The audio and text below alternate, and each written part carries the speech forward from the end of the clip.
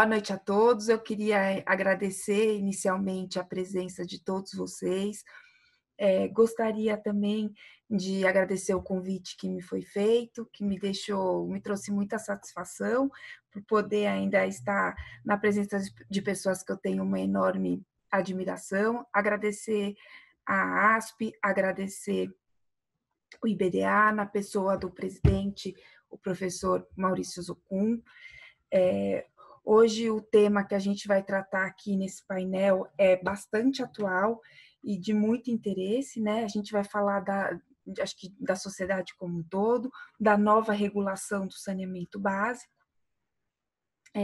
E aí depois eu vou explicar mais ou menos como vai funcionar a dinâmica aqui do nosso painel. Eu vou fazer uma breve explicação sobre, uma breve contextualização da lei, da nova regulação do saneamento básico. E aí depois os palestrantes, cada um vai ter 15 minutos para falar, tratar de um tema, e depois a gente vai abrir para as perguntas dos congressistas, em média 10 minutos para responder cada uma das perguntas. Peço para vocês, por favor, para quem tiver interesse, enviar as perguntas pelo site, se possível, endereçando ao palestrante que vocês gostariam que respondesse. Bom, falar de saneamento básico, né, no nosso país é um tema, né, que é muito importante, como eu havia dito. Segundo o Sistema Nacional de Informação sobre Saneamento, no ano de 2018, 46,8% da população brasileira não tinha acesso ao serviço de esgotamento sanitário. 16,4% não tinha acesso à água tratada. E 38% dos municípios somente contavam com serviço de coleta seletivas de resíduos sólidos, né? Já tiveram inúmeras tentativas, inúmeras regulamentações desse setor, né? Em 2007 foi publicada a Lei 11.445, fixando diretrizes gerais para o saneamento básico. E essa lei, ela não deixou tão clara a questão da titularidade dos entes federativos, especialmente no caso das regiões metropolitanas, né? Então, acabou até tendo umas disputas entre esses entes federativos acerca da competência para prestar esse serviço, que acabou culminando com uma DIN no STF, que ficou famosa, e que é 1842, né?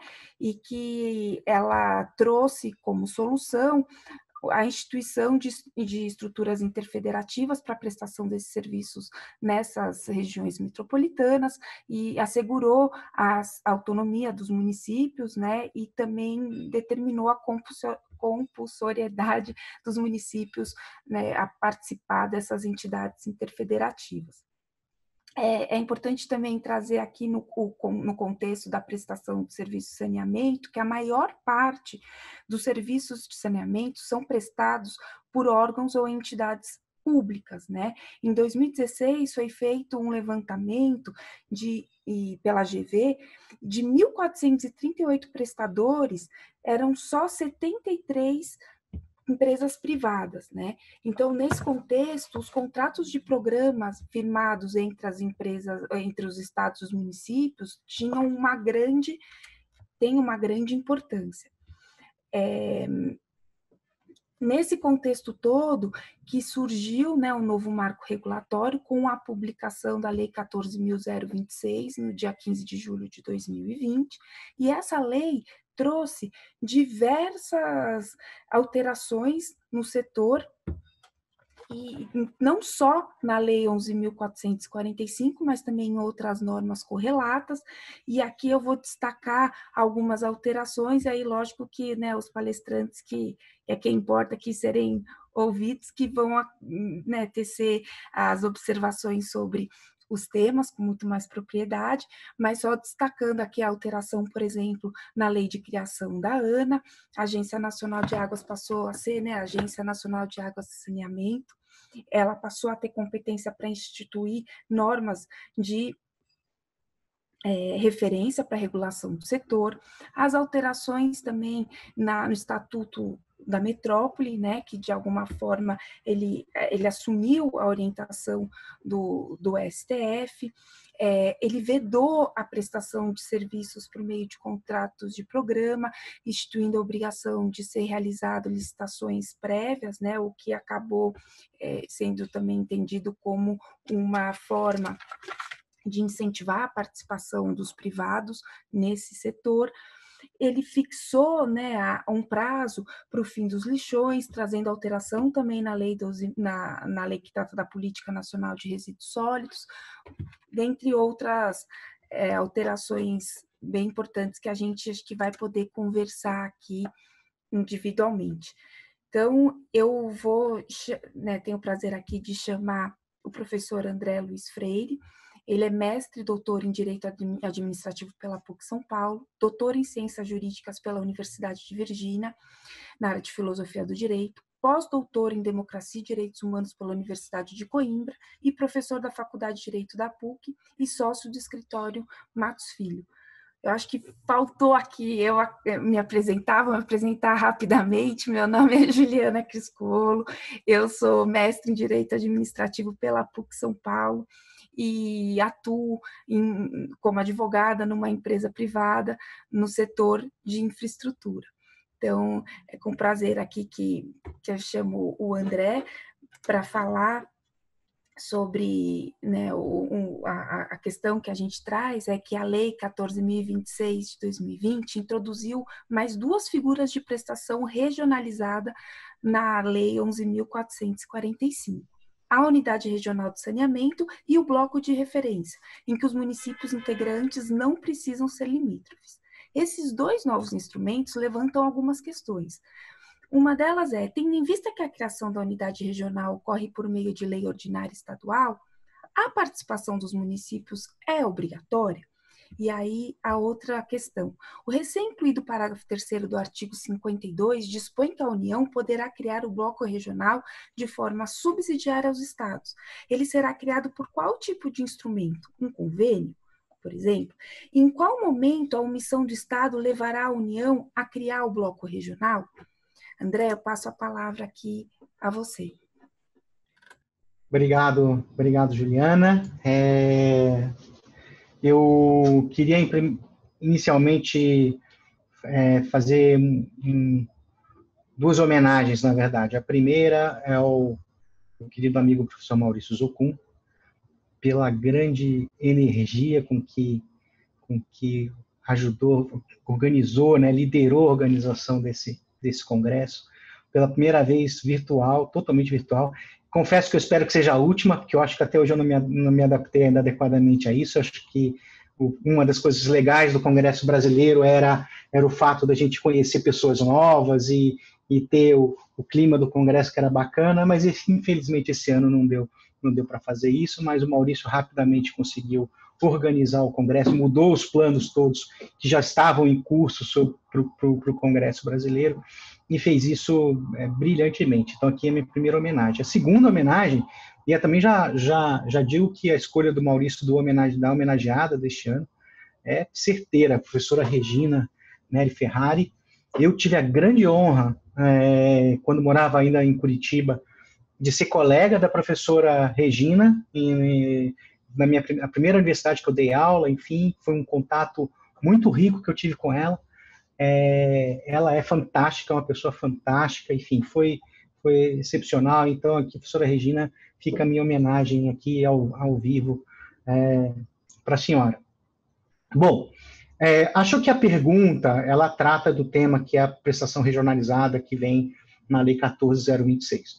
Eu acho que essa pergunta é interessante também, porque como aqui os nossos congressistas, o perfil é heterogêneo, nem todo mundo tem conhecimento profundo do setor de saneamento, nem todo mundo conhece o setor de saneamento.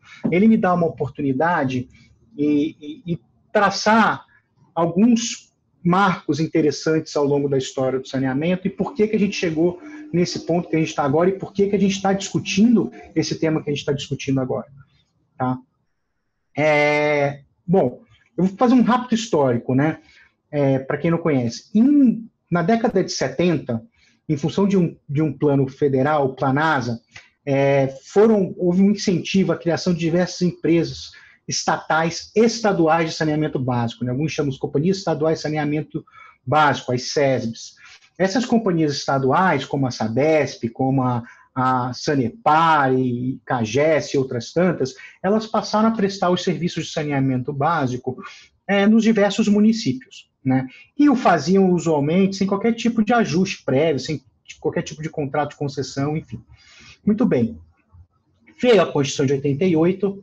A Constituição de 88, o primeiro dispositivo importante aqui para a gente ter na cabeça, que a Juliana já citou, é o artigo 25, parágrafo 3º da Constituição.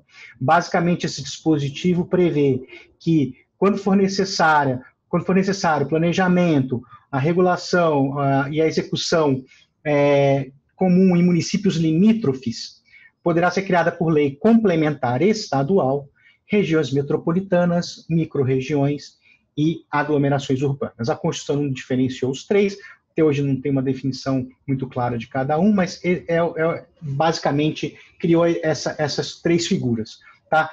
Que eu vou basicamente só falar em região metropolitana aqui, mas quando eu falar de região metropolitana, por favor, saibam que isso também se aplica a microrregiões e aglomerações urbanas, tá? Bom, continuando aqui na linha do tempo, na nossa linha do tempo aqui, em 2005, acho que a grande maioria aqui provavelmente sabe, que foi editada a Lei dos Consórcios Públicos, né, a Lei 11.107. Essa lei, ela trouxe duas figuras importantes para o saneamento. Uma que é o tema da própria lei, que é a criação de consórcios públicos, né, que poderia ser feito para poder prestar esse serviço, e a criação dos contratos de programa, tá? Os consórcios públicos, vocês já basicamente conhecem, eles são importantes em matéria de saneamento básico, porque saneamento básico exige um grande investimento de capital, em infraestrutura, e usualmente muitos desses serviços, principalmente em municípios pequenos e muito próximos, você acaba não conseguindo separar muito bem a prestação de um e outro. E um detalhe, né? Quando a gente está falando de saneamento básico aqui, usualmente vem à nossa mente abastecimento de água e esgotamento sanitário, que até está na origem do conceito de saneamento básico mesmo, alguns diferenciavam de saneamento ambiental, enfim. Isso não importa tanto aqui para a gente agora. Mas além do abastecimento de água e dos serviços de esgotamento sanitário, também são incluídos aqui os serviços de limpeza urbana e resíduos sólidos, tá? Manejo de resíduos sólidos. Tá? Até como a Juliana já tinha comentado um pouco sobre isso. Muito bem, então a criação de um ente interfederativo, com municípios em conjunto para prestar o serviço de saneamento básico, em especial, nesses casos, abastecimento de água e esgotamento sanitário, era super importante, porque você cria escala, né? Você cria uma estrutura que você consegue cobrar tarifas menores, porque se você tiver que investir em cada município isoladamente, em muitas situações não é economicamente viável. Tá? Basicamente, por isso foi importante. E o contrato de programa, que era uma figura bastante controvertida, ela basicamente admite a delegação de serviços públicos para entidades da administração indireta, de entes federativos, mas o grande problema talvez não esteja nem tanto na lei de consórcios públicos, mas é que ela alterou 8666 ao estabelecer a dispensa de licitação para celebração de contrato de programa. E o que acontece? Isso acabou, as diversas empresas estaduais de saneamento básico acabaram celebrando esses contratos de programa, alguns contratos de programa muito fracos em termos de regulação, enfim, é basicamente para formalizar. Ainda temos até casos que nem isso houve lá atrás, então ainda existem essas situações, mas o contrato de programa veio para endereçar basicamente esse problema, né, que era essa falta de formalização dessa relação jurídica, dessas empresas estaduais com os diversos municípios. E isso levou, na prática, a um aumento muito grande de prestação de serviço de saneamento básico por empresas estatais. Esse número cresceu bastante, aliás. Aliás, eu esqueci de marcar meu tempo aqui. Juliana, por favor, quando eu estiver terminando, você puxa minha orelha. Então, a lei de consórcios públicos foi muito importante por isso. Tá? Foi ajuizada, aí veio a lei de saneamento básico, a lei 11.445 de 2007, né, que trouxe isso. Foi ajuizado o Madin, cujo o julgamento finalmente só ocorreu lá em 2013, quando os últimos votos foram editados. A grande questão estava na questão da titularidade dos serviços, se era aí tinha os municipalistas, tinha os estadualistas, enfim, cada um defendia uma determinada tese. E como às vezes acontece no Supremo, ele inventa algumas coisas que ele diz que sai da Constituição, mas não sai nada da Constituição, saiu só da cabeça dos ministros, em que basicamente eles disseram que a competência é municipal. Acho que o texto mesmo da Constituição levava já a essa conclusão, porque colocava lá como competência do município ser o competente privativo para executar a política de desenvolvimento urbano. Dentro da ideia de desenvolvimento urbano, lá no artigo 23, ele inclui saneamento básico. Então, já dava para a gente extrair isso da própria Constituição, que era o município. Mas havia uma grande questão. Bom, e no caso de região metropolitana? Afinal de contas, é a lei complementar que cria. E quando a lei complementar cria uma região metropolitana, lei complementar estadual, os municípios não podem dizer não, né? Eles não têm a opção de entrar ou não. O Supremo já tinha decidido isso no passado e reafirmou essa direção em relação ao artigo 25. Então, por isso que alguns defendiam, bom, quando eu estou falando de uma região metropolitana, em que eu preciso prestar o serviço de saneamento básico para vários municípios, eu tenho uma lei complementar, e isso vai para o Estado, e é o Estado que gerencia. Bom, o Supremo, acolhendo inclusive uma tese doutrinária que já existia na época, com algumas modificações, ele basicamente disse, olha, o competente é o município, mas quando a gente estiver falando de região metropolitana, na verdade é o Estado em colaboração com os municípios. E acho que por isso que a lei 14.026, que alterou agora a lei de saneamento básico, acabou colocando essa redação no que se refere aos titulares. Tá? Enfim, é a determinação do Supremo, gostemos ou não, é essa e ponto. Né? Fato é que quando tem lei complementar estadual, então, criando região metropolitana, microrregião, aglomeração urbana, então, a região metropolitana é o Estado em colaboração com os municípios. Por quê? Ao criar a região metropolitana, microrregião, aglomeração urbana, os municípios eles têm que participar do processo de deliberação de tomada de decisão. E por isso veio, como a Juliana comentou, o Estatuto da Metrópole, que acabou condensando essa ideia. E coloca lá que os municípios têm que fazer parte do processo de tomada de decisão. Então, o conselho, o órgão que vai gerir, a direção, enfim, tem que ter uma forma de os municípios participarem, não necessariamente de modo igual, em termos de votos, porque um pode ter uma participação econômica mais relevante do que outro, mas foi isso que foi definido para o Supremo, que consta lá no Estatuto da Metrópole. O Supremo acabou não respondendo uma série de outras questões, já que ele já tinha avançado tanto para incluir coisas que ele criou, ele poderia pelo menos ter dito, né? A região metropolitana vai ser uma entidade autárquica, como muitos sempre defenderam ao longo do tempo, que eu acho que me parece correto, né? Ela é uma entidade da administração indireta do Estado que tem participação dos municípios. Ponto, enfim, é simples, acho que não tem muitos segredos, é uma pessoa jurídica de direito público, então, portanto, com todo o regime de direito público incluído aí, mas ainda hoje a gente escuta, é uma entidade interfederativa, que não é nem do Estado, nem do município, umas coisas meio assim, eventualmente uma ou outra região metropolitana ainda carrega um pouco dessa dubiedade na hora de ser estruturado, que pode ser ruim. Mas me parece que uma região metropolitana se transforma numa autarquia que vai dentro das competências estabelecidas na lei complementar estadual, o que pode incluir, evidentemente, saneamento básico, desde que os municípios façam parte, vai poder fazer o planejamento, regulação e execução desse serviço. E o município não pode dizer não. Um detalhe que eu esqueci de comentar, a Constituição prevê que a região metropolitana é formada por municípios limítrofes. E isso vai ser importante para a gente entrar na nossa questão daqui a pouco. Muito bem. E aí, nós tivemos, como eu falei, o Estatuto da Metrópole, e chegamos agora à Lei 14.026, né, que, basicamente, até surpreendendo talvez não a Cristiane, que já soubesse disso um pouco antes, mas a grande maioria das pessoas foi lá e vetou o dispositivo que admitia ainda a continuidade de alguns contratos de programa em relação às companhias estaduais de saneamento básico. Isso significa que a gente não pode ter mais novos contratos de saneamento básico, nós devemos permanecer apenas com os contratos já vigentes. É basicamente essa a ideia.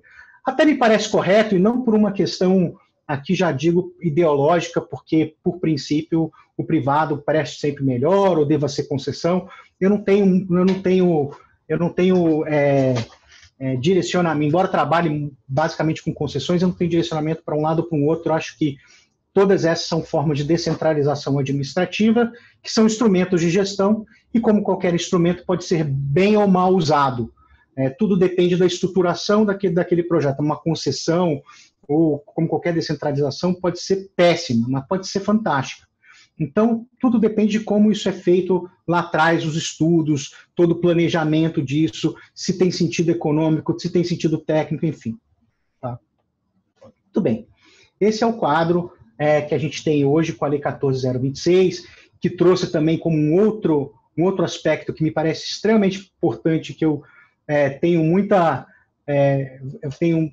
esperança que funcione, é justamente o papel da ANA, porque como o serviço ele é de competência municipal, salvo nessa situação de região metropolitana, enfim, que é do Estado em colaboração com os municípios, enfim, em conjunto com os municípios, fato é que a gente tem como problema hoje em dia uma grande difusão, a regulação é muito difusa. Então, existe o que no mercado chama de risco regulatório muito grande, porque cada município pode regular da sua maneira. Muitos municípios não têm estrutura técnica para fazer isso, não conseguem sequer elaborar as normas que possam dar segurança para eles próprios tomarem decisões. Como é município, é muito sujeito, às vezes, a aspectos políticos que podem estabilizar e tornar aquela concessão muito insegura para quem está entrando ali para prestar aquele serviço e ser remunerado por isso. Então, esse é um grande problema, um grande problema. Tem normas de todo jeito em relação a isso para os mais diversos serviços de saneamento básico. André, então, só para avisar, se puder já caminhar para a conclusão, já foram 13 minutos. Opa, então deixa eu concluir. Então, isso sempre gerou um grande problema. Eu acho que a criação da ANA vem para ajudar nisso. É que eu coloquei depois aqui o meu relógio, e eu esqueci que eu tinha colocado depois, eu já estava olhando aqui que eu tinha mais 7 minutos. Mas, enfim, não, eu tenho 2. Então, para caminhar aqui, uma das inovações da lei foi a criação de unidade regional de saneamento e do bloco de referência. Lá na lei de saneamento básico, ela define gestão associada como sendo aquela por meio de consórcios públicos e coloca a prestação regionalizada como sendo a forma de saneamento básico, região metropolitana, microrregião, aglomeração urbana, unidade regional de saneamento básico e bloco de referência. Duas formas que não haviam sido criadas anteriormente, não existiam anteriormente, não existem ainda na prática também. Qual que é a diferença? As diferenças comuns entre esses dois novos tipos e a região metropolitana. Os municípios que compõem a entidade não precisam ser limítrofes, não há uma obrigação nesse sentido. Acho que essa é a principal diferença. A unidade regional de saneamento básico, ela deverá ser criada por lei ordinária estadual. Esse é o requisito que está previsto na lei. E depois, também tem uma previsão de que ela tem que estar inserida numa região metropolitana, o município não limítrofe. Então, ainda tem essa questão. E o bloco de referência, ele é criado voluntariamente, também por municípios que não sejam limítrofes, e tem uma particularidade aqui. O artigo 52, parágrafo 3º, prevê que a União, caso subsidiariamente aos estados, poderá criar blocos de referência. Então, a primeira questão é, a unidade regional, como é criada, certamente o bloco de referência é voluntário. E a unidade regional de saneamento é voluntária? Me parece que sim, por duas razões. A primeira é de natureza constitucional. A única forma que a Constituição criou para obrigar os municípios a se regionalizarem foi por meio de região metropolitana, micro-região e aglomeração urbana. Ponto número 1. E ponto número 2, a própria lei acaba estabelecendo isso no artigo 8º-A, quando estabelece ali que as formas de prestação regionalizada serão facultativas. Então, essa primeira foi tranquila de responder. A segunda parte da questão, né, que diz respeito ao bloco regional. O que a lei não trouxe?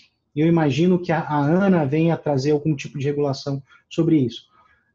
Subsidiariamente ao Estado, a União vai poder criar o bloco regional. Quando isso vai ocorrer? Quando subsidiariamente?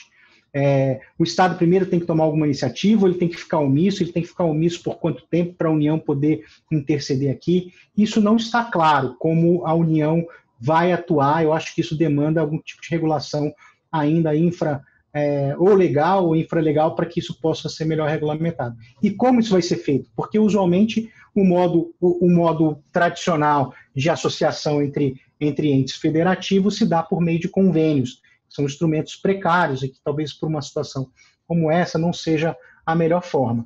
Então, essas são questões que ainda estão em aberto, que eu acho que no processo de regulamentação da lei isso vem a ocorrer. Juridicamente falando, pensando com a teoria do direito administrativo, é um convênio.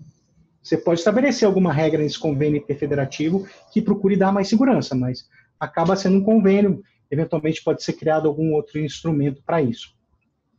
E em relação à omissão da União, acho que ainda não há uma resposta, tem que esperar um período para que isso ocorra.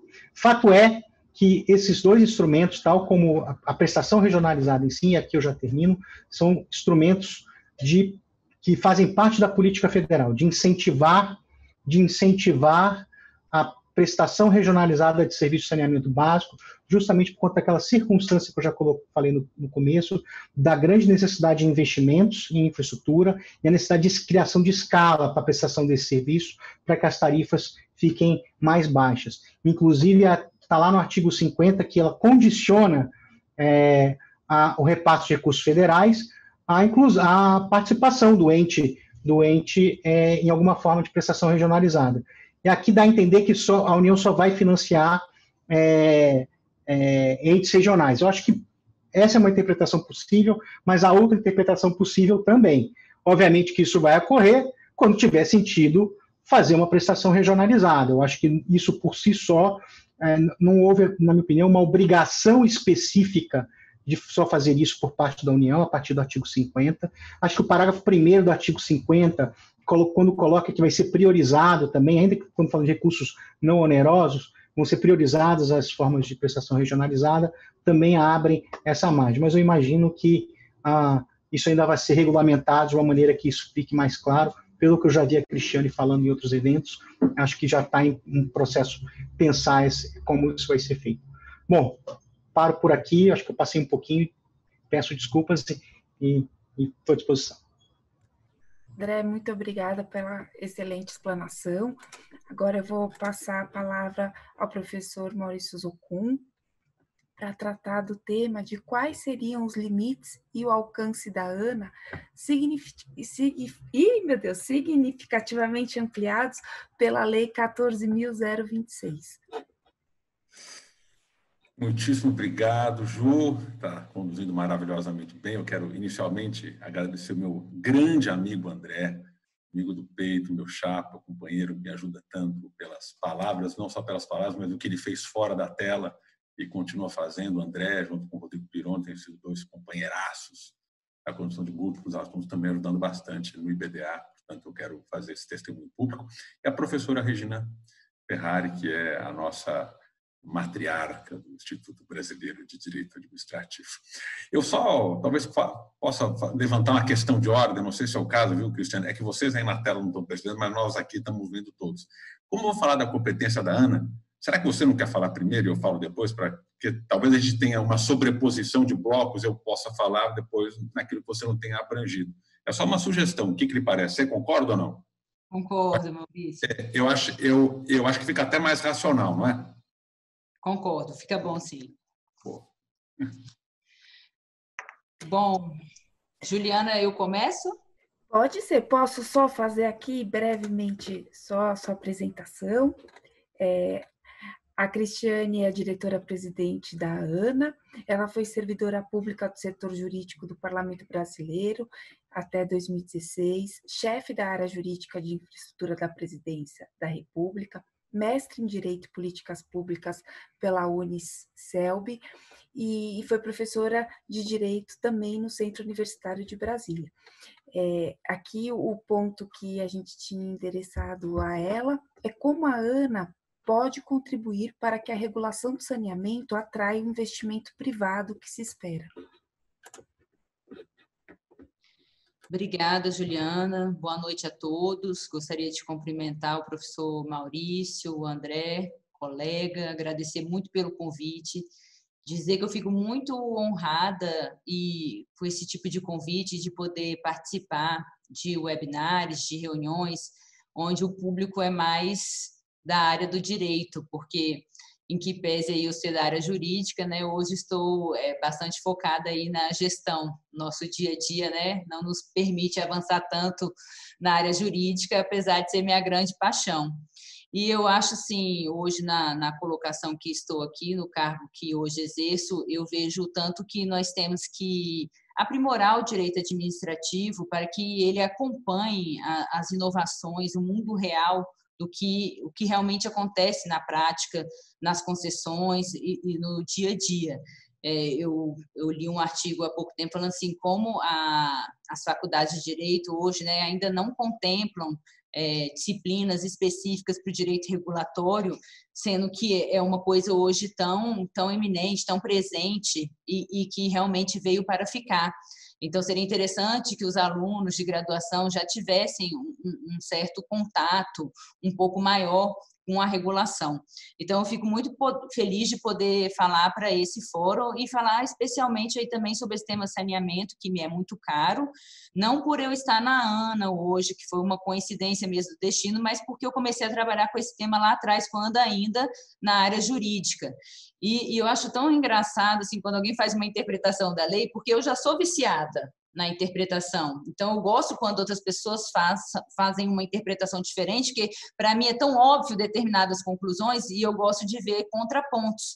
Então, quem vê de fora, às vezes, vê muito mais do que a gente que já está muito familiarizado com a legislação. Então, gostei muito, viu, André, das suas explicações. E ainda bem que você falou que era voluntário, senão eu ia falar para você que não, tem que ser voluntário. É a minha interpretação também. Eu fiquei com medo aqui de você falar que não era voluntário. Mas, enfim, é uma legislação bastante complexa e agora que a gente para um pouquinho depois da aprovação do marco para reler, a gente começa a descobrir alguns artigos que estavam mais escondidos, porque a gente estava focado muito em contrato de programa, em regionalização, e tem muito mais a legislação. Então, é isso, a gente acaba se aprofundando e tentando fazer interpretações de outros artigos também. Isso é muito importante, eu acho muito válido esse exercício. Então, complementando aqui, a Juliana também fez um apanhado geral da legislação bastante completo, eu acho que é isso. Nosso país tem esses déficits no setor de infraestrutura no que diz respeito ao saneamento, a gente avançou muito em energia, em telecomunicação, o saneamento ficou para trás, identificou-se uma necessidade de mudança e a grande mudança foi isso, atrair investimento privado. A gente precisava de um investimento muito grande, o setor público não tinha condições de fazer sozinho, e também a gente queria gerar mais competição. Então, para isso é que se fez essa transição aí dos contratos de programa, da necessidade de ter licitação, para permitir uma maior entrada do privado. Então, essa foi o grande norte, a grande ideia, e por isso também se chamou muito de marco da privatização, em que pese não ser propriamente o marco da privatização. Vou dizer que é o marco da competição. Então, que o melhor prestador seja público ou privado, que tenha condições de prestar um melhor serviço, porque é chegado o momento de termos um melhor serviço de saneamento. E eu fico muito preocupada, porque quando a gente fala aqui da legislação, nós temos que lembrar também, já pontuado aí, que nós não estamos falando só sobre abastecimento e esgotamento sanitário. Nós estamos falando aqui, e o André aprofundou bastante nessa questão da regionalização, o que nós estamos tratando de regionalização, de municípios limítrofes ou não, nós também estamos aplicando para o componente resíduo sólido, que tem uma dinâmica muito diferente. de aproximação e de aglutinação de município. Então, eu vou botar só uma perguntinha aí para reflexão em outra oportunidade, viu, André e Maurício? A gente fazer a pergunta, será que todo consórcio é considerado uma região? Então, acho que isso a gente tem que avançar. Ou o consórcio ele tem que estar inserido aí num bloco ou numa unidade. Então, isso pensando também no componente resíduo sólido, tá? Porque a regionalização ali no resíduo sólido, ela ocorre de que forma? Por meio de convênio e consórcio, né? Não necessariamente vai ter um bloco. Então, eu acho que essa é uma reflexão que a gente tem que fazer agora nesse momento. Já que você me permitiu, eu fui um pouquinho além só para fazer aí uma consideração sobre esse item. Mas hoje eu vim aqui, né, para falar, eu queria falar sobre tudo, mas eu vou falar um pouquinho sobre o papel da ANA. Então, a ANA entra aí com uma nova competência de fazer normas de referência para o setor. Como todos vocês sabem, acaba sendo uma competência indireta, porque o titular do serviço é o município. Então, não pode a União chegar por meio de uma agência federal e dar normas e dar regras direto para o município. Então, essas normas de referência, elas têm que ser internalizadas pelo titular do serviço, pelo prestador e pelas agências infranacionais.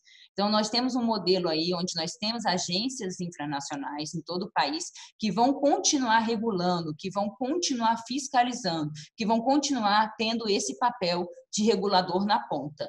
Então, a ANA, ela parece mais um papel de coordenadora e uniformizadora dessa regulação, justamente porque é impossível, em razão do nosso arranjo constitucional federativo, a gente fazer um comando direto para o titular do serviço. E o grande gancho para a gente poder ter essas normas observadas é a liberação de recursos públicos. Então, aqueles que aderirem às normas serão privilegiados aí no repasse de recursos públicos. A gente acredita que existe um cenário bastante propício para que haja adesão a essas normas de referência, especialmente pela competência que originalmente a ANA já tem, que é fazer a gestão e regulação dos recursos hídricos. Não sei se vocês sabem, mas nós temos rios federais, estaduais que se encontram. Então, a ANA tem bastante capilaridade e bastante entrosamento com esse federalismo cooperativo. Né? Nós precisamos constantemente conversar com os estados e fazer parcerias e transmissão de dados para que a gente possa equacionar esse equilíbrio hídrico em todo o nosso país. Então, em razão dessa interação que a ANA já faz, a gente acredita também que seja possível fazer isso na linha do saneamento básico. Então, nós temos que, de certa forma, estar interagindo também com todos os estados e com todos os municípios. Mas nós vamos fazer isso por meio dessas agências infranacionais. Então, nós temos que regular todos os componentes simultaneamente, nós temos que estar presente em todos esses componentes. Então, agora, recentemente, nós divulgamos aí por consulta pública uma proposta de agenda regulatória, que é um importante instrumento de planejamento que mostra como a agência vai trabalhar, por qual período. Isso dá previsibilidade para o mercado está entendendo, porque a gente está aí submetido à lei das agências, e essa lei exige que a gente trabalhe necessariamente com a participação da sociedade. Então, a gente tem que dar transparência, previsibilidade, eficiência e mostrar isso. Não basta a gente ser, a gente tem que parecer também. Então, a gente tem que mostrar para a sociedade que a gente está fazendo um trabalho sério. Então, essa agenda regulatória é um importante norteador. E eu acho que forma a ANA contribui, então, para trazer esse ambiente de segurança jurídica, de segurança regulatória. O privado ele tem que olhar, o investidor tem que olhar para o setor de saneamento e falar, eu quero entrar, eu quero investir. E ele precisa ver o seguinte, qual é a regra do jogo. Né? Eu preciso saber onde eu estou entrando, qual vai ser o meu lucro, quais são os riscos. Então, nós vamos conviver ainda bastante tempo com uma regulação discricionária, porque os contratos de programa, muitos foram renovados e têm aí uma sobrevida, e eles são regulados muito mais por uma regulação discricionária. E também temos que conviver e evoluirmos nessa regulação por contrato, que eu acho que é muito importante. Então, a regulação por contrato, ela visa identificar todos os riscos no momento ali da celebração do contrato. É possível fazer isso, gente, com um contrato de concessão de 30 anos? É muito tempo, né? A gente vê que a pandemia, quem imaginava que a gente ia ter uma pandemia uma coisa mundial que ia transtornar a vida de todos nós.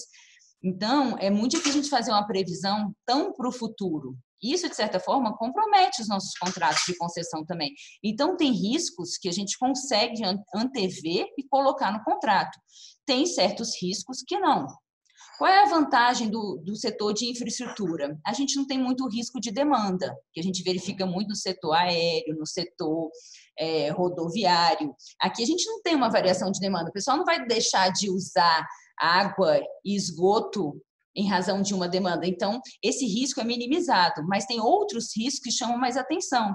Por exemplo, o risco de o prestador de serviço achar que vai encontrar uma coisa embaixo da terra, uma rede, e essa rede não sei exatamente o que ele pensava. Então, os riscos são diferentes, mas eles existem. Então, é importante que o investidor ele identifique, eu estou entrando, eu estou assumindo esse risco. O poder público está assumindo esse outro risco. Que isso fique bastante equacionado para que a gente não atraia aventureiros. A última coisa que o setor precisa é atrair quem não tenha condições ou quem não tem intenção de fazer o que o setor precisa, que é a universalização até 2033. É um desafio muito grande, eu acho que nós temos que ter muita responsabilidade e temos assim, que ser humildes e cautelosos de aprender para a gente não fazer um trabalho para desequilibrar o setor, para piorar aquilo que já não está bom. Então, o papel da ANA é muito importante, a gente tem noção aqui da responsabilidade que é. Então, nós vamos aí fazer normas de referência para padronizar, de certa forma, alguns instrumentos contratuais, dizer, gente, olha, tem que ter contrato, tudo tem que ter contrato. O que o contrato tem que ter, basicamente? Algumas cláusulas, cláusula de caducidade, quando que acaba, por que acaba, quem diz que acaba. Esse tipo de informação para o prestador de serviço é muito importante. Regra de caducidade é muito importante para o prestador de serviço. E tantas outras normas que o mercado está tão ávido, por exemplo, metodologia de tarifa, é muito importante, metodologia de indenização de ativos. Então, são muitas normas que precisam ser feitas, mas elas têm que ser feitas também na medida da capacidade de internalização. Não adianta hoje a ANA soltar 80 normas de referência e esperar que o mercado e as agências internacionais e os titulares de serviço consigam absorver isso. A gente vai causar um desequilíbrio. Então, tem que ser homeopático. A gente não vai transformar o setor da noite por dia. O novo marco do saneamento é um avanço, é um grande passo. Mas é o início de um grande trabalho. Então, a gente também tem que entender a capacidade. Temos que trabalhar com capacitação e capacidade de internalização dessas normas e mudança gradual. Sempre, claro, com foco numa melhor prestação de serviço. Não dá mais para a gente ter uma sociedade que não tem acesso à água tratada e a esgoto. Né? Eu acho que é um dos setores aí com grande chance até de alavancar a retomada de investimentos no nosso país, se deposita muita expectativa no setor de saneamento, então o nosso compromisso é muito grande, mas nós temos que ter responsabilidade e cautela também nesse momento de olharmos para o lugar certo. Então é importante que todos esses atores do setor sejam incluídos no diálogo. Eu acho que a chave disso tudo é o diálogo. A agência ela tem que trabalhar com o privado, com o público, ouvindo todos os players. Eu acho que esse é o nosso grande papel. E absorvendo também essas contribuições para poder acertar que é a intenção de todos nós, é a intenção do governo, é a intenção da agência e é a intenção de todos os cidadãos que querem uma melhor prestação de serviços, também na área de saneamento, assim como tantas outras áreas onde nós já conseguimos alguns avanços. Então, Juliana e demais colegas, desculpa, eu falo um pouquinho rápido, porque senão eu perco um pouco o raciocínio, mas porque é muito assunto também, mas eu continuo aqui à disposição para o debate, para as perguntas e para dar outras contribuições aí que venham a ser pertinentes. Cristiane, muito obrigada pela apresentação maravilhosa, é muito bom poder ouvir, né, de vocês essas informações de um jeito tão transparente, tão claro. E aí eu passo a palavra agora para o professor Maurício Zocon. Bom, obrigado, Juliana, obrigado, Cristiane, ótima fala, juntamente com a do André, altamente esclarecedora. E eu já fiz a apresentação antes, já fiz os agradecimentos antes, portanto, agora já vou direto apertando aqui o meu relógio em homenagem ao André. Vou pegar os seus 7 minutos, viu, André? Eu vou pegar de volta. Olha, a grande vantagem do ponto que eu pretendo tratar, que é a questão da competência regulatória da ANA, é porque nós temos uma página em branco. Essa que é a grande verdade. O tema é que isso é uma virtude, Cristiano, sabe por quê? Porque nada que eu falar, alguém vai poder dizer, mas o TCU pensa ao contrário, mas fulano já escreveu tal coisa em sentido contrário. Então, a bem da verdade, o que nós estamos tratando aqui é de uma página em branco que vai ser escrita. E por que isso? Porque nunca antes houve a fixação em favor da ANA, ou de uma agência reguladora no plano das águas, né, que trata da figura de saneamento, da competência tal como foi prevista.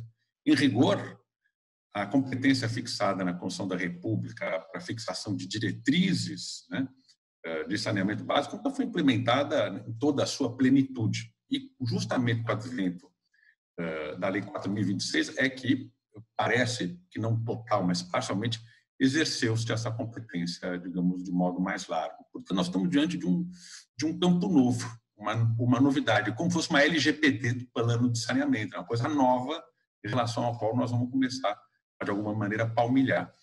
Portanto, eu aqui, eu tenho já alguma experiência, não só acadêmica, mas também de ordem prática no setor de saneamento, seja no plano de tratamento, coleta, tratamento de água, resíduo, mexo com empresas de saneamento, as estaduais, portanto, eu tenho familiaridade com o assunto e ainda mais uma provocação acadêmica. Portanto, o que eu aqui vou lançar são algumas provocações a respeito de, qual que é a natureza jurídica dessas normas de referência? O que elas são? Eu já vou adiantar, Cristiano, que eu acho que a ANA pode mais do que você acha que ela pode. Eu vou um pouco mais adiante. Acho que vocês são tímidos nessa interpretação, mas é uma provocação que é muito mais submetida à reflexão, porque, como você muito bem disse, né, nós estamos num momento de experimentação do novo. E o experimentar o novo tem justamente este embate de ideias, mas que não são embates de ideias destrutivas, mas construtivas, porque todo mundo quer o quê? A dignidade da pessoa humana, que decorre muito do saneamento, né? Que garante a saúde das presentes e futuras gerações. Portanto, nós dois queremos a melhor solução possível pensando na tutela do bem comum. Portanto, ninguém aqui está jogando contra, ninguém rema ao contrário. Portanto, não há alguém que está remando em sentido oposto. Então, é sob esta perspectiva que eu faço este começo de, digamos, exposição, pautado uma ideia fundamental, né? Qual que é a competência da União no campo do saneamento básico? Ao meu juízo, o artigo 21, inciso 10 da Constituição da República, ao prever que compete à União instituir diretrizes básicas do saneamento básico, não é uma novidade no texto constitucional, porque mais adiante, no artigo 22, inciso 19, está previsto que compete à União legislar sobre diretrizes da Política Nacional de Transportes. Mais no 22, também trata de competência legislativa, no inciso 24, diz que compete à União fixar diretrizes e bases de educação. Ainda nós temos a Lei de Diretrizes Orçamentárias. Então, você começa a pegar a noção de diretrizes na Constituição. Então, o que são a Lei de Diretrizes de Base de Educação? O que são as diretrizes da política de transporte urbano? E se você examinar o conteúdo jurídico delas, o que nós temos aqui, ao menos pelo meu modo de ver, são normas gerais. Porque as diretrizes fixadas da educação, elas são nacionais, elas são aplicáveis aos estabelecimentos de ensino na União, nos estados, no Distrito Federal e nos municípios. A mesma coisa no transporte. Então, você veja, a União ela é titular de certos serviços de transporte, mas os estados e os municípios também. Mas compete a ela legislar, fixando normas gerais sobre serviços que, inclusive, são de titularidade de outros entes. Então, sob esta perspectiva, eu já parto de um ponto inicial de partida, que compete à União fixar normas gerais a respeito do saneamento básico. E ele, até o advento da Lei 14.026, ele fixou algumas normas, mas ele não exauriu a sua competência porque não outorgou a competência ao órgão regulador, que é a Agência Nacional de Águas e Saneamento Básico, a antiga ANA, né, passou a Agência de Águas Nacionais, a Agência Nacional de Águas, a competência para regular essa matéria. E regular o que é? Estabelecer, digamos, a disciplina normativa esmiuçada a respeito de como se exaurirá esta competência no plano da figura do saneamento.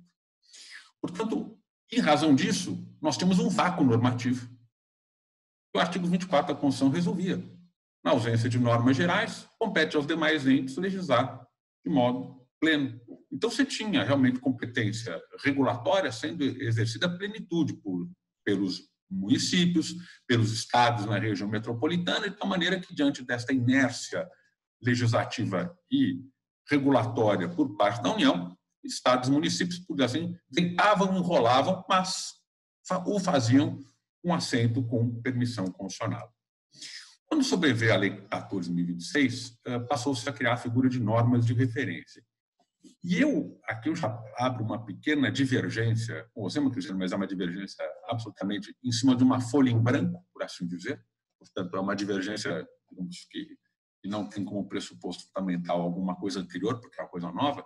Parece-me que essas normas de referência são justamente os mecanismos para, no plano da regulação, fixar os pormenores necessários à aplicação da lei de modo geral. E que, de modo geral, Cristiane, ao meu juízo, é de observância obrigatória pelos estados e pelos municípios. Não é uma faculdade.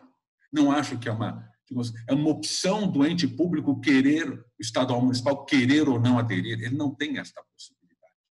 O que existe no campo, e aí eu aprofundo um pouco mais, é quando você fixa uma norma geral, você não pode exaurir completamente esse objeto, porque aí na norma geral você está exaurindo completamente a matéria. Isso é uma coisa muito comum, né? Então, o que compete à norma geral, e aí caberia essas normas de referência? Estabelecer, digamos, a disciplina jurídica básica a respeito de certos aspectos, que eu mais adiante tratarei, mas que nenhuma medida pode ser tão detalhada ao ponto de esvaziar completamente a competência dos estados, nas regiões metropolitanas, e dos municípios para disciplinar essa matéria. Mas estabeleceu que o professor Celso Antônio Bandeira de Mello assinala com muita precisão ao Tratado de Normas Gerais, na companhia do professor Geraldo Ataliba, que é, digamos, a garantia mínima para que haja a tutela do bem comum.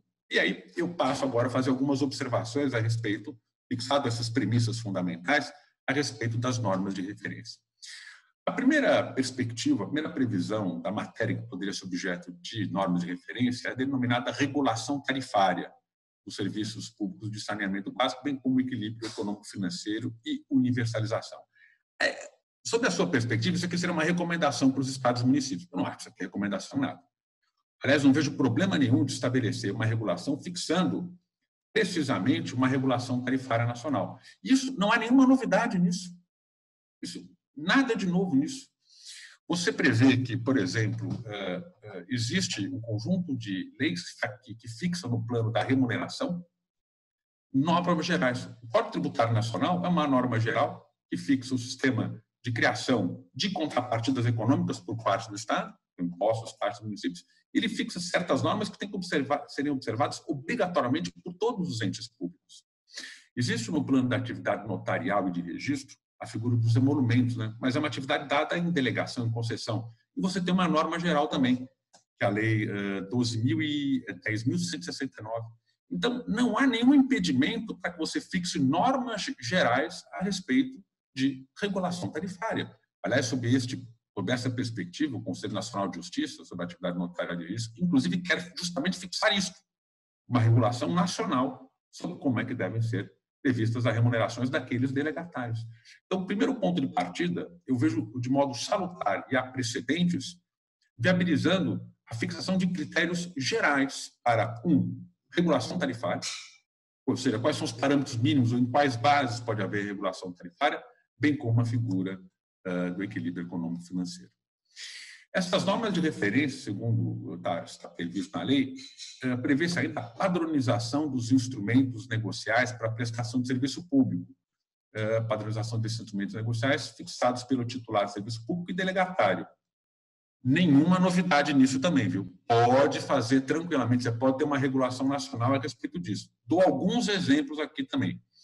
A resolução de 179 de 2007 do Conselho Nacional do Ministério Público fixou uma disciplina nacional aplicável a todo o Ministério Público, seja, o Ministério Público do Estado, dos Estados, Ministério Público do Trabalho, Ministério Público da União, a respeito da tomada de ajuste em ação civil pública. Ou seja, ele pôde regular isso, e esta regulação se aplicável a todos os ministérios públicos. O Conselho Nacional de Justiça também fez isso. Calcule você, Cristiano, o seguinte: ele fixou para os estados, que quando eles elaborem, por exemplo, o concurso para provimento de serventias extrajudiciais, haja uma minuta de edital de concurso. O que é a minuta de edital de concurso? Senão uma padronização de um instrumento, mas não é um instrumento negocial, é um instrumento do concurso. Gente, é a coisa mais comum, isso já ocorreu. Eu acho que a ANA tem total competência para fixar este modelo de padronização de instrumento negocial, mas com cláusulas gerais, que jamais podem ao ponto de fixar exaustivamente como é que vai estar toda a minuta do contrato. São cláusulas gerais que obrigatoriamente têm que constar em todos os instrumentos negociais. Ao meu juízo, a ANA pode fazer isso. Nós temos inúmeras hipóteses em que, no nosso sistema normativo, esta padronização, inclusive, já ocorreu. E ela é atualmente observada. Ainda critérios de contabilidade regulatória, né, fazendo uma distinção entre uma coisa é contabilidade para fim de tributação, se apurar o que é ativo, passivo, levantamento de balancetes, como é que vai se dar a distribuição de lucro, nada disso. Não é disso que nós estamos falando. Nós estamos falando da contabilidade para fim, inclusive, do quê? Revisão de tarifa, mensuração de valores da indenização. Você pode ter isso ser fixado nacionalmente? Cristiane, já existe. Já existe isso. Vou usar o exemplo do Conselho Nacional de Justiça. Ele fixa para serviços estaduais, vou pegar de novo a atividade notária de registro, a resolução número 45 de 2020 fixa justamente este modelo. É um modelo nacional do quê? De contabilização. Não vejo nenhum óbice para que a ANA faça isso também de modo nacional. E vou mais um pouco adiante, eu achei uma coisa tão interessante, eu vou fazer um pulo aqui, porque só tenho mais um minuto. Mas alguma das coisas aqui eu achei tão interessantes que há um espaço, um grande avanço. Há uma das hipóteses aqui, deixa eu pegar aqui. Aqui. Uma das passagens da lei diz que a ANA disponibilizará em caráter voluntário e com sujeição a concordâncias das partes ação mediadora ou arbitral nos conflitos que envolvam titulares, agências reguladoras ou prestadores de serviço público. Acho isso lindo. Lindo. Maravilhoso. Por que eu acho isso? Gente, você não é prestador de serviço. A ANA não é prestadora de serviço. Ela conhece, ela fez a regulação, ela conhece o assunto. Qual que é a grande vantagem disso? Ela vai ser o ente, o ponto que é equidistante do quê? Das partes envolvidas no litígio. A ANA não vai litigar com ninguém e vai ser composta de um corpo técnico. Mas para que isso dê certo, para que essa mediação, essa arbitragem possa dar certo, e não há problema nenhum, aqui nos 13 minutos, para que os estados adiram, e na minuta de instrumentos, é o seguinte: a arbitragem vai se dar por meio da ANA. Mas para isso dar certo, nós vamos ter que fazer uma mudança. E qual que é essa mudança nós temos que fazer? Eu trago, de novo, mais um exemplo de que já existe no nosso sistema normativo. Cristiane, para dar certo isso, nós vamos ter que fazer um órgão paritário. Vamos ter que fazer uma arbitragem de natureza paritária. O que é paritária? Trazendo gente do Estado, mas trazendo gente do quê? De fora do setor público, do setor privado. Isso já ocorre? Isso já ocorre. Não há nenhuma novidade nisso. O que são os tribunais administrativos, tributários, se não isso? Órgãos de natureza paritária, com os quais os contribuintes obtêm grande sucesso. Por quê? Porque existe um equilíbrio. Então, para dar certo, para que a ANA possa realmente levar isso adiante, ela precisa se abrir àquilo que ela se destina, ou seja, ao público. Ela tem que se abrir aos destinatários, órgãos de natureza paritária, composta, evidentemente, por pessoas técnicas, que sirvam para analisar esses conflitos. Então, é a ANA em conjunto com os atores envolvidos no sistema de regulação. Este é o modelo que dá certo. Este é o modelo capaz de dar certo, porque, com todo respeito, evitará a captação, né, ou a coaptação de eventuais atores para julgar uma causa contendo em favor de um ou de outro. É quase como um conselho do Estado francês, uma soma de inteligências do Estado, inclusive, para analisar esse tema. E para finalizar, antes que a Juliana, que eu peço que ela me castre, porque ela só vai fazer uma mediação adequada se me castrar, e não tenha medo de me castrar, Juliana, por favor. Um outro aspecto que eu acho extremamente relevante, eu sinto que quando a nova regulação trata da criação das normas de referência, existe, com todo respeito, um potencial déficit democrático aqui. Eu acho que nós precisamos coartar esse déficit democrático. Por quê? Quando se prevê a edição de normas, de práticas regulatórias ou da edição das normas de referência, quem são as pessoas que aparentemente são consultadas ou devem ser consultadas? Devem ser consultados, além da ANA, os órgãos reguladores municipais. Onde é que estão as empresas eventualmente interessadas e os usuários? Eles são os destinatários desses comandos, mas eles não fazem parte desta oitiva para elaboração de normas de referência. Isso, ao meu juízo, representa um déficit democrático que vai, na verdade, militar contra a ideia da Constituição. Eu acho que aqui não é um problema de declarar inconstitucional nem nada, é fazer uma interpretação conforme para dizer o seguinte: estes atores eles têm que estar presentes. A lei está dizendo que eles têm que estar presentes. Por quê? Porque a gestão democrática dessas normas de referência já garante o assento que as pessoas diretamente envolvidas, que são os usuários, eu tenho que dizer, as entidades que representam, inclusive, as empresas que atuam nesse setor. Elas têm que ser ouvidas, porque não se pode legislar de costas, né? De costas para quem serão os destinatários desse comando. E o destinatário desses comandos, dessas normas de referência, não são apenas os entes públicos, mas é diretamente a população. Ou não foi disso que nós falamos no começo? O que se quer com saneamento? A erradicação das condições que levam à miserabilidade das presentes e futuras gerações. Como é que nós vamos fazer uma regulação que não seja voltada justamente a estes destinatários? Eles têm que fazer parte. Então, com essas considerações, este modelo, que é fantástico, ele dá possibilidade para uma revolução qualitativa fantástica na prestação de serviços de saneamento. E essas são essas considerações novas, dessa página em branco que existe na nossa frente, que eu gostaria de levantar, e não só para debate aqui, né, mas para que extrapole os muros desse congresso. E esse congresso, ele justamente se presta a isso, né, para que sejam lançadas novas ideias, né, e novos pensamentos surjam, mas sempre com o mesmo propósito: aprimorar as nossas instituições. Juliana, sem ser caçado por você, pronto. Com isso encerro. Tá. Muito obrigada, Maurício, sempre, né, pelas excelentes explicações, explanações, que sempre ensinando a gente muito.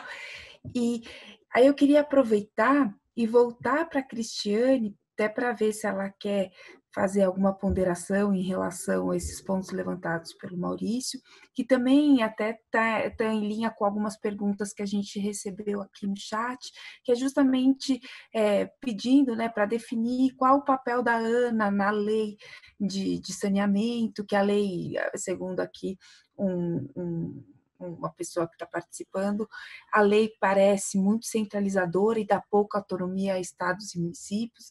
Então, Cristiane, se você puder, por favor, falar para a gente sobre esse tema. Obrigada, Juliana. Maurício, gostei muito da sua explicação, da sua palestra, uma interpretação bastante moderna. Eu gosto. Eu sempre soube que a ANA teria um papel em branco. Eu sempre soube que era bastante poder, e poder vem junto com responsabilidade.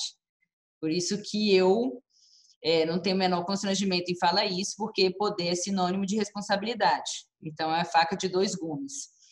E acho que realmente é um modelo sofisticado de construção. A gente, claro, observou lá atrás a questão das diretrizes, tinha, inclusive, na época, uma discussão se ia sair na lei diretrizes ou normas de referência.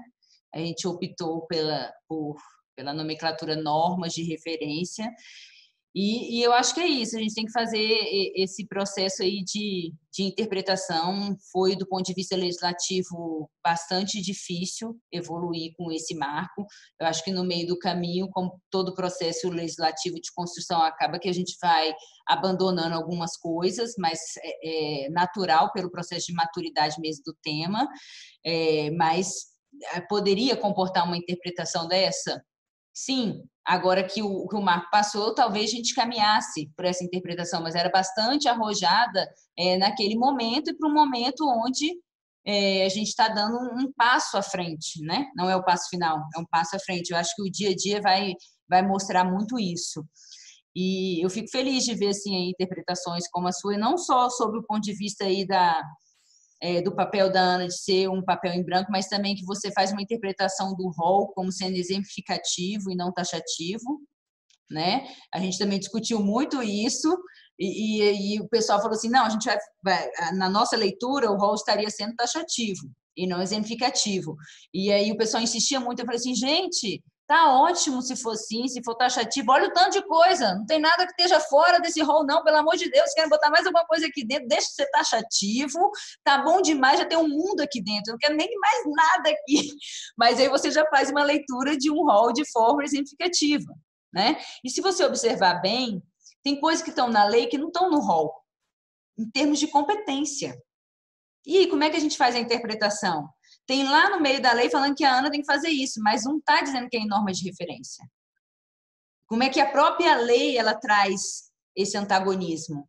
Ela bota as competências de forma esparçada. Então, é uma coisa que a gente também tem que fazer essa reflexão. Se tem uma diferença de atuação da ANA para aquilo que não está elencado no rol, daquilo que está ao longo da legislação. Depois você vai me ligar e você vai me dar sugestão, viu? Eu só estou dando tarefas hoje para o André e para você, viu? Enfim, agora você tocou num ponto que é muito sensível, e eu também estou voltando a algumas perguntas, porque, assim, nós temos um posicionamento claro, institucional, e eu estou aqui na qualidade mesmo de diretora-presidente da agência, então eu tenho um limite de interpretação também natural, né? E não posso também falar como jurista, porque estou aqui não como jurista, mas como presidente da instituição. Então, quando você traz aqui essa questão da arbitragem, da mediação, é muito interessante, muita gente não presta atenção nessa parte. Eu tinha entendido no começo que seria uma parte sensível, mas só hoje eu tenho consciência do tamanho que é a arbitragem e a mediação para isso. A gente tinha um receio de transferência de todos os conflitos regionais e locais, por os entes não quererem ficar com esse ônus político de transferência para a Agência Nacional de Águas e Saneamento. A gente não queria que isso acontecesse, porque nós nunca tínhamos a intenção de sermos a última instância de conflitos administrativos, etc. e tal. Acho que o papel da agência não é esse. E a gente estava pensando em fazer um recorte para essa atuação, mas depois de muito estudar, de conversar com muita gente experiente nesse papel aí de arbitragem e mediação, eu vou devolver a pergunta, porque eu leio com uma certa atecnia esse artigo no que tange a arbitragem. A mediação, não. Eu acho que a mediação é ok, é nosso papel e a gente pode exercer em larga escala. Agora, a arbitragem, eu pergunto para os juristas, e fica a título mesmo de contribuição e de debate jurídico, se teria, sob o ponto de vista dos senhores, algum eventual conflito de interesse com a atividade do regulador. Ou seja, o regulador elabora a norma e ele se coloca depois como árbitro para definir quem está certo ou não. Talvez tenha que analisar sobre um outro recorte. Bom, o regulador pode fazer esse papel desde que seja em um conflito que decorra de uma interpretação de uma norma de referência, né? Então, a gente tem que ir dando certos limites, certos contornos, porque senão a gente acaba criando um discurso aí errôneo e as pessoas vão criando um mundo de coisa que não é isso que é o papel da agência. Então, acho que a gente é o dia a dia, né? A gente está aqui em fase ainda, como eu disse, de experimentação, na tentativa, ainda recebendo servidores do governo federal, ainda recebendo orçamento, ainda recebendo cargos para poder exercer essa competência. Então, na medida das nossas forças, a gente vai evoluindo em todos os temas. Espero que eu tenha contribuído aí com um feedback aí da sua fala. Contribuiu muito, e agora eu vou pedir a gentileza do André também falar um pouquinho aqui sobre o tema. Acho que o Maurício trouxe aqui algumas provocações muito, muito interessantes, inovadoras, como é próprio de um congresso. Eu ainda não tenho certeza se concordo com a interpretação quanto às normas, quanto ao caráter obrigatório das normas da ANA.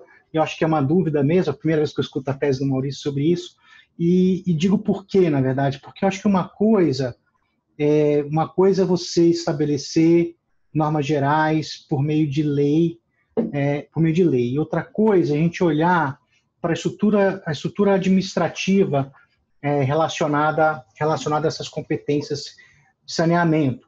Enfim, o poder de regular usualmente, administrativamente, está na mão do poder concedente, do titular do serviço, né? Não sei se o Ministério Público, os exemplos que o Maurício trouxe são interessantes, porque eles levam mesmo a gente a refletir se é esse mesmo caso, mas no caso do Ministério Público, o Judiciário, também existe uma ideia, a concepção de que, na verdade, a instituição, ainda que em âmbito federal e âmbito estadual, ela é uma coisa só, né? Ainda teria essa diferença. Na parte notarial de registro, já não é tanto assim, então é um pouco diferente. Acho que isso cabe à reflexão. E eu nem vou discutir com o Maurício sobre isso, porque ele tem uma livre docência sobre a atividade notarial de registro, então não vou ser eu que vou me meter a mão aqui agora, né? Deixa eu citar melhor.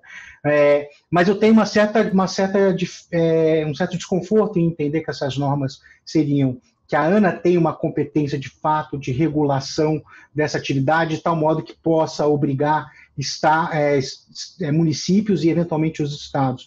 Eu achei feliz a escolha da expressão norma de referência, como a Cristiane colocou. Acho que ela foi boa até para buscar o consenso, né?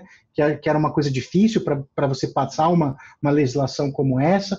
Acho que a lei criou mecanismos para que os municípios pudessem se adequar a isso, basicamente repasse de recurso federal, pronto. Mas acho que teriam outros ainda, né? Do lado privado aqui, os financiadores mesmo vão querer isso, porque eles não querem financiar projetos que não tenham uma unidade regulatória, uma estabilidade regulatória.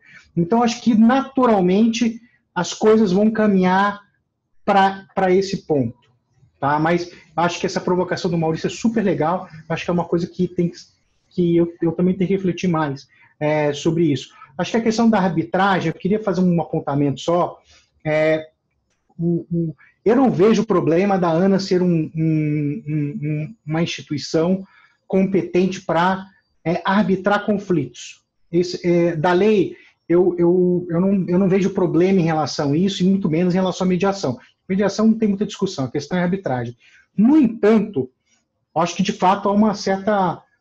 não vou dizer que é uma tecnia, porque talvez a gente não tenha uma palavra melhor, mas ela não é arbitragem da maneira de uma arbitragem que tem o efeito de uma decisão jurisdicional, que é o que a gente tem hoje em dia. Porque, do contrário, a gente estaria ofendendo o princípio da separação dos poderes. Afinal de contas, a ANA é um órgão administrativo, exerce função administrativa, e a arbitragem, alguns dizem que é por contrato, enfim, mas na verdade é que é uma verdadeira delegação de atividade jurisdicional ali, para os árbitros que, enfim, isso foi pacificado. Então, acho que dessas provocações super interessantes que a gente escutou, e a pergunta também do congressista, se a lei não centralizou demais. Eu acho que a lei não centralizou demais, não. Acho que a lei centralizou aquilo que era necessário, porque o fato é que os municípios não conseguiram até hoje, por si próprios, regular essas atividades e fazer com que esse serviço de saneamento básico tenha sido prestado. Eles falharam, isso é um fato. Alguns municípios sequer deveriam existir como municípios autônomos. A gente sabe como isso foi desvirtuado ao longo do tempo na nossa história constitucional pós-88. E isso não aconteceu. E é uma questão importante. A gente não consegue atrair bons investimentos e uma boa prestação e uma universalidade da maneira que se quer no modelo que estava no passado. Não acho que haja aí uma inconstitucionalidade, por exemplo, como é argumentado lá naquela ação direta de inconstitucionalidade do PT, PSOL, que há um excesso de spending power da administração pública, da União, coagindo, na verdade, os municípios a fazer. Acho que isso é um argumento falacioso, na minha opinião, e eu acho que ele não se sustenta. Acho que olha, recebemos a professora Cristiana Fortini na nossa mesa aqui. O bom do online, acho que é isso. Enfim, não acho que haja um excesso de poder de coação propriamente dito. Os municípios falharam, eles não têm tido condições, não conseguiram fazer, e não me parece, acho que, do ponto de vista jurídico, não me parece inconstitucional as medidas que a Lei 14.026 trouxe para o tema. Acho que isso que eu tinha para contribuir agora. Podemos, então, dar sequência aqui às perguntas. Tem um monte de pergunta aqui no chat. Tem uma para você também, Cristiane. Primeiro, parabenizando pela exposição. E depois eles gostariam de uma breve referência sobre a análise de impacto regulatório antecedente à elaboração das normas de referência. Esse seria um instrumento para se assegurar as melhores decisões, avaliando-se as possíveis alternativas para o setor e permitindo a participação popular? Bom, vocês hoje estão afiados, porque vocês estão me botando aqui na saia justa, mas eu não vou perder a oportunidade de fazer o gancho dessa pergunta com que a gente estava conversando aqui sobre a obrigatoriedade das normas de referência. Exatamente, surgiu em determinado momento, esse pergunta, até que ponto existe uma obrigatoriedade de fazer a IR quando nós não temos normas obrigatórias? Partindo do pressuposto que nossas normas não são obrigatórias, são voluntárias, o AIR ele se torna necessário ou não? Quem faz o AIR? A ANA ou a agência reguladora local? Mas esse conflito já foi superado, por isso que eu falo aqui, que nós já passamos essa fase. O fato é que o AIR ele veio para ficar. É um instrumento onde a gente consegue colocar o problema e a gente elencar algumas soluções com vantagens e desvantagens e justificar a escolha por um caminho.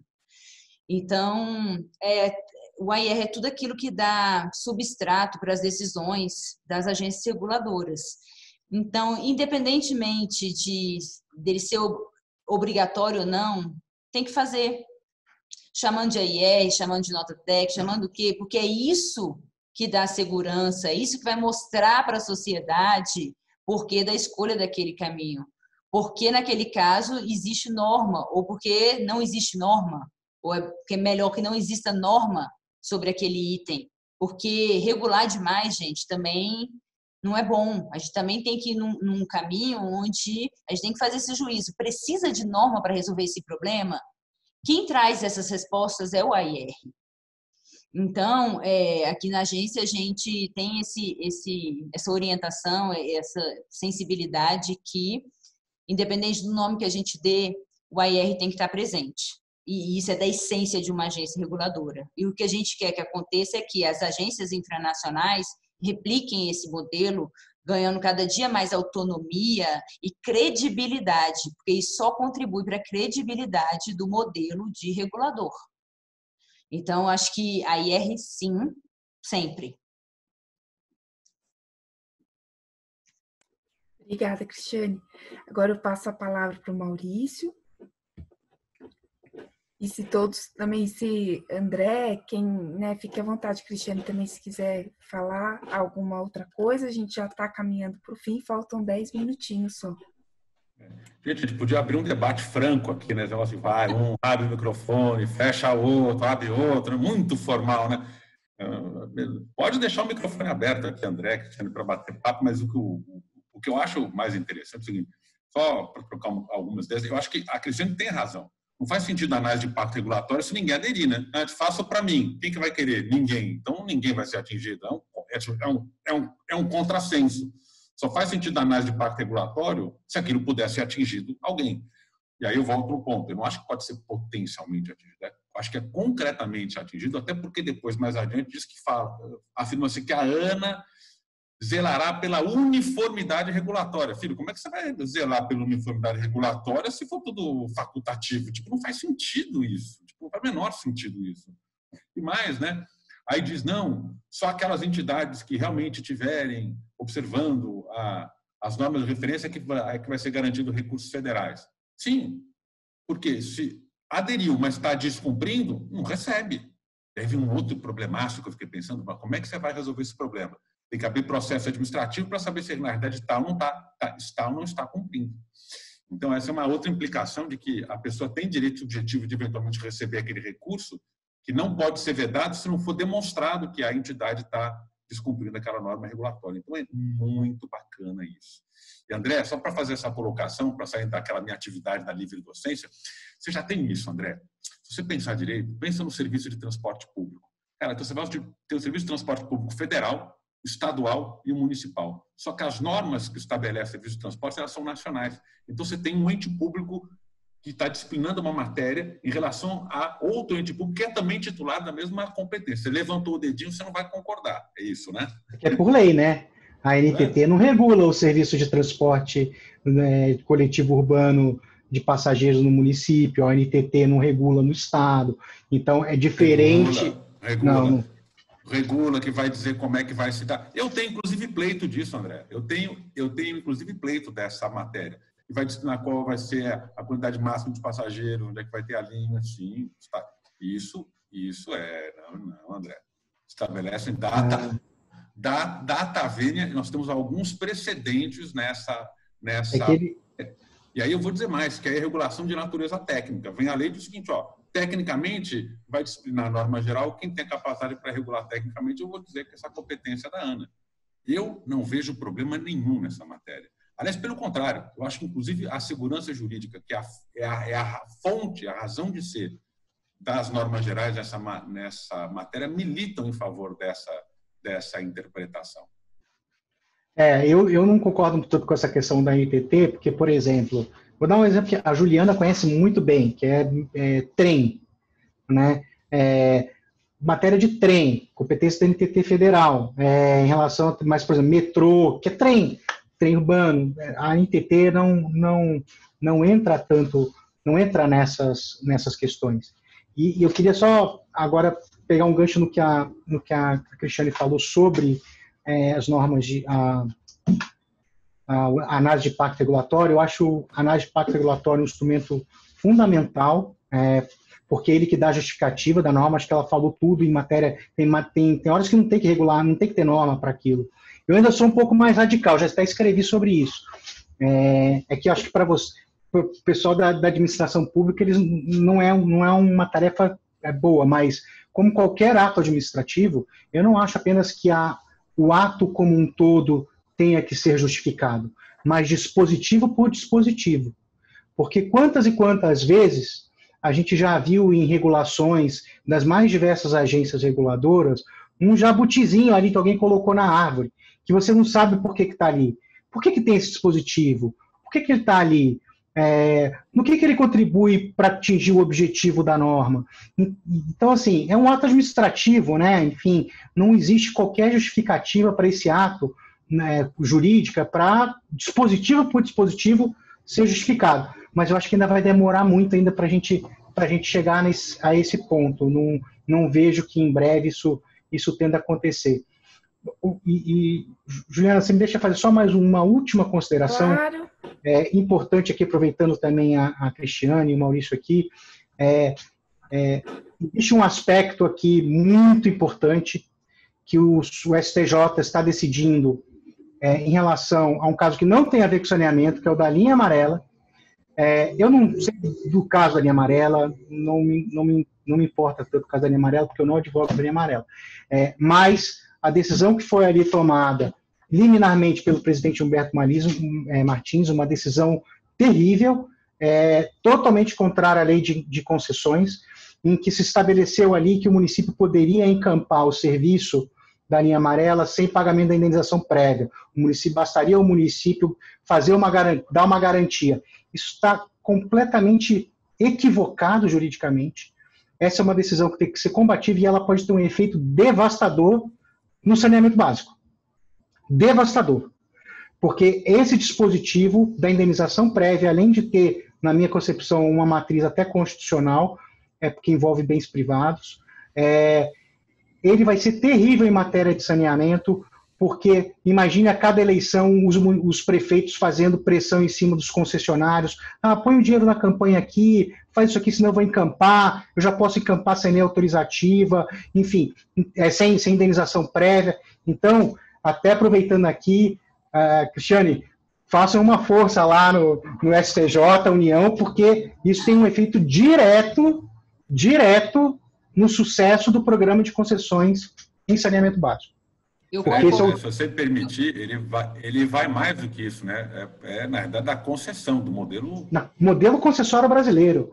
Essa decisão é um escalabro, ela é horrível, ela não tem a menor base legal, e esperemos aqui que a nossa corte especial reverta essa decisão. Será que foi por isso que derrubaram o site do STJ? Será que foi isso? É por isso. Dizem que as demandas, diz que uma das demandas é fazer os ministros receberem os advogados de uma maneira adequada. Exato. Por isso, gente, eu só queria fazer aqui uma fala final. É tão ruim quando a questão, no fundo, é uma questão tão complexa e técnica, ela acaba sendo judicializada. É o pior cenário, porque é muito difícil para os técnicos traduzirem o que acontece no setor de infraestrutura para o judiciário. É complexo. Você tem que ter um tradutor mesmo, entendeu? Porque é uma conta que é difícil fazer, conta de indenização, e aí você quer dar uma solução, mas às vezes nem sempre a solução óbvia é aquela solução que às vezes vai trazer uma complexidade maior, em desequilíbrio até para o modelo de concessão. Então, é ruim quando isso acontece, porque a gente tem que trabalhar no convencimento e fortemente para explicar o que é o contexto de uma forma geral, para que o magistrado tenha elementos suficientes para fazer um julgamento. Bem, já deu aqui o nosso horário ou não? Então já está próximo do fim. Eu acho que se vocês não quiserem, né, fazer mais nenhuma outra observação, acho que a gente já pode se despedir aqui. Espero que tenha sido tão prazeroso para todos os congressistas e para vocês como foi para mim. Foi, né, um aprendizado. Muito obrigada novamente, né, para todos os palestrantes, para os congressistas. E, bom, agora vamos ter o próximo painel, né, daqui 2 minutinhos. Acho que é isso. Boa noite para todos. Não sei se vocês querem se despedir aqui. Eu quero só me despedir do André, falar que ele está muito bonito hoje, ele está de gravata, eu já vim sem gravata aqui. E Cristiane, foi um prazer, viu, falar trocar algumas ideias com você a respeito daquele tema que eu falei, que é uma página em branco a ser preenchida por nós, com a maior boa vontade, procurando uma solução que nos pareça mais adequada, inclusive com todas as nossas, digamos, eventuais, digamos, pensamentos jurídicos contrários. Eu tenho muitos pensamentos similares com o André, alguns conflitantes, mas certamente nós dois estamos de boa intenção aqui, procurando uma solução que pareça juridicamente mais adequada, todos caminhando no sentido comum. Então, Cristiane, muito obrigado pela sua participação. André, foi show falar com vocês dois e parece que nós vamos continuar este diálogo depois, não é? Exato. Eu acho que vamos deixar a Cristiane se despedir por último. Enfim, acho que eu queria aqui também parabenizar a Cristiane por todo o trabalho que ela tem feito. Eu acho que eu tenho acompanhado bastante, já antes mesmo da edição da lei. A Cristiane está sempre procurando entender bastante o setor, em conversar com as pessoas, ter um diálogo aberto, e é muito reconfortante saber que a gente tem na Agência Nacional de Águas uma diretora-presidente tão capacitada e que tem ajudado tanto, e espero que seja ainda mais bem-sucedida quando começarem as normas, começarem a ser editadas, enfim, que vai ser o principal trabalho. Eu queria dizer que eu coloquei gravata, porque eu não colocava há 9 meses, eu estava esperando uma ocasião digna para isso, e que o Maurício, como presidente, em abuso de poder, resolveu ser mais informal. Mas, enfim, era isso. Parabenizar a Cristiane de novo. Obrigada, André. Eu me despeço de todos, deixando aqui um forte abraço, dizendo que acho que eu saí engrandecida com as interpretações, as contribuições.